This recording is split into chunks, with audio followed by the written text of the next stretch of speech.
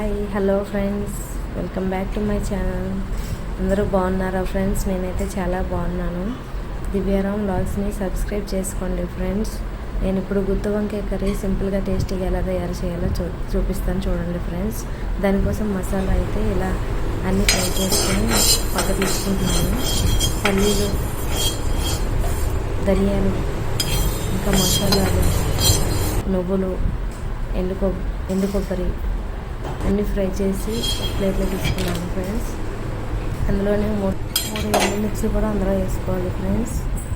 ఇంకా ఒక ఆనియన్, ఒక వెల్లుల్లి, చిన్న అల్లం ముక్క, కొంచెం సాల్ట్, పసుపు, కారం వేసుకోవాలి ఫ్రెండ్స్. ఇంకా అందులోనే కొంచెం చింతపండు కూడా వేసుకోవాలి. ఇంకా చింతపండు వేసుకొని మిక్సీ కోసం పక్కన పెట్టుకోవాలి. అది ఇంకా కొంచెం వాటర్ తీసుకుని ఇక్కడ చూపిస్తున్న విధంగా ఒక వంకాయని 4 ముక్కలుగా కట్ చేసుకొని ఆ వాటర్లో వేసుకోవాలి. ఇలా చెక్ చేసుకుంటూ వేసుకోవాలి. లోపల ఏమైనా పొరుగు ఏమైనా ఉందేమో చూసుకొని ఇలా కట్ చేసుకుంటూ చెక్ చేసుకుంటూ అందులో వేసుకోవాలి. సాల్ట్ వాటర్లో వేస్తే నల్లగా అవ్వకుండా ఫ్రెష్గా ఉంటాయి. ఇలా అన్ని వంకాయలను కూడా కట్ చేసి అందులో వేసుకోవాలి. ఇలా వంకాయలు అన్నీ కట్ చేసుకున్నాక ఒక పక్కకి పెట్టుకోవాలి. కళాయి పెట్టుకొని అందులో కొంచెం ఆయిల్ వేసుకొని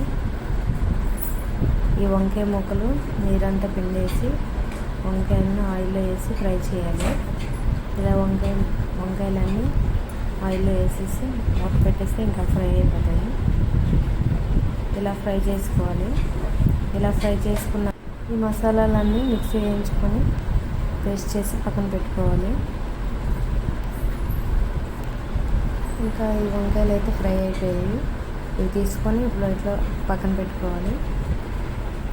ఈ వంకాయలు తీసేసి అందులోనే మిక్సీ చేసిన మసాలాను వేసి కొంచెం వాటర్ వేసి బాగా మిక్స్ చేసుకొని కలపాలి.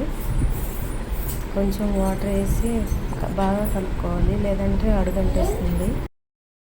కొంచెం వాటర్ వేసుకొని కలిపేసాక ఈ విధంగా వచ్చిన కలుపుకొని మూత పెట్టుకోవాలి. 5 minutes ఆయిల్ పైకి తేలే వరకు మగ్గించుకోవాలి.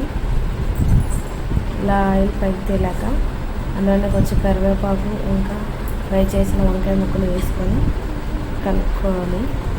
అందులోనే కొంచెం వాటర్ వేసి మసాలా వేసి మూత పెట్టుకోవాలి.